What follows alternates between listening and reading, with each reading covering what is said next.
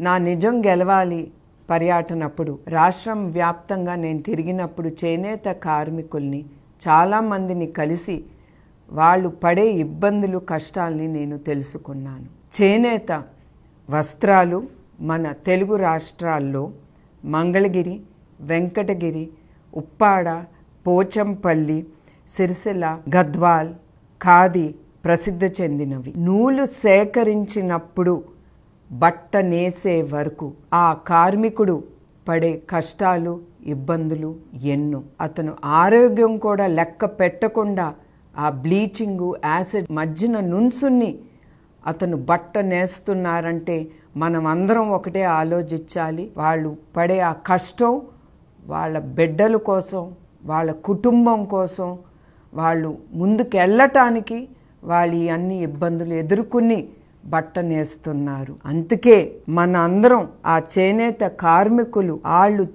పట్టే నూలు పోగుతో వాళ్ళు అద్భుతాలని సృష్టిస్తున్నారు.